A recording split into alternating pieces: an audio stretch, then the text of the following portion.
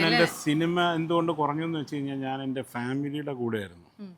ഞാൻ അവരെ പ്രൊട്ടക്റ്റ് ചെയ്ത് ഈ കാലഘട്ടത്തിൽ മക്കളെ വളർത്തി ഒരു പ്രാപ്തരാക്കി അവരെ ഒന്ന് നിലനിർത്തിക്കൊണ്ട് പോകണമെന്നുണ്ടെങ്കിൽ, നല്ല മക്കളെ കിട്ടണമെന്നുണ്ടെങ്കിൽ നമ്മൾ അവരോടൊപ്പം തന്നെ സഞ്ചരിക്കണം. ഞാൻ ഹോസ്റ്റൽ പ്രൊഡക്റ്റാണ്. ഞാൻ ഹോസ്റ്റലിൽ നിന്ന് എൻ്റെ അനുഭവം അറിയുന്നതുകൊണ്ട് ഞാൻ എൻ്റെ മക്കളെ ഞാൻ ഹോസ്റ്റലിലാക്കിയിട്ടില്ല.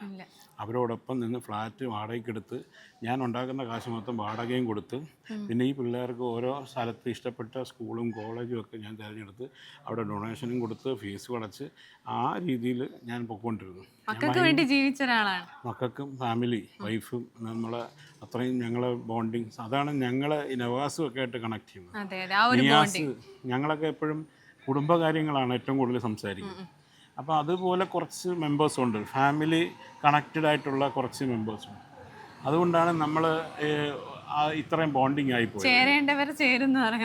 അതല്ല, നമ്മൾ മനസ്സിൽ വേറെ ഒന്നും അല്ല. ഇവർ ഞാൻ പറഞ്ഞില്ലേ, നമ്മൾ ഷൂട്ടിങ്ങിന് പോയാൽ തന്നെ ഞാൻ എപ്പോഴും കൂട്ടിനൊരാളെ കൊണ്ടു, ഒന്നോ രണ്ടോ. എന്നെ കളിയാക്കിയിട്ടുണ്ട്, അവൻ 2 ഇടത്തുമായിട്ടാണ് വരുന്നത്, നമുക്കൊരു റൂം പിന്നെ അവർക്കൊരു റൂം. ഞാൻ അങ്ങനെ വേണ്ട, എൻ്റെ റൂമിൽ തന്നെ അവർ കിടന്നോട്ടെ, എനിക്ക് വലിപ്പ ചെറുപ്പം അങ്ങനെ ഇല്ല. എൻ്റെ കൂടെ വരുന്ന കൂട്ടുകാരനാണെങ്കിൽ പിന്നെ എനിക്ക് പ്രശ്നമില്ലല്ലോ. ഒരു ഡ്രൈവർ എന്ന് പറഞ്ഞാൽ അയാളെ കാറ്റഗറൈസ് ചെയ്ത് വെക്കേണ്ട കാര്യമില്ല. ഇവിടെ ആരും വലുതുമല്ല, ആരും ചെറുതുമല്ല, ആരും ഈക്വലും അല്ല. അത് വരുന്നവർ മനസ്സിലാക്കിയാൽ മതി, അല്ലേ? അപ്പോൾ ആ രീതിയിൽ നമ്മുടെ പൊസിഷൻ നമ്മളെങ്ങനെ നമ്മുടെ ഡിഗ്നിറ്റി കീപ്പ് ചെയ്യണം എന്ന് നമ്മൾ വിചാരിച്ചു കഴിഞ്ഞാൽ അവരവരുടെ നിൽക്കേണ്ടടുത്ത് നിൽക്കും. നമ്മൾ വേണ്ടാത്തടുത്ത് മടിയിലോട്ട് വെക്കാതിരുന്നാൽ മതി. അവരുടെ നമ്മൾക്ക് ഒരു ബഹുമാനം അങ്ങോട്ട് കൊടുക്കുമ്പം ആ ബഹുമാനം അവർ തിരിച്ചിങ്ങോട്ട്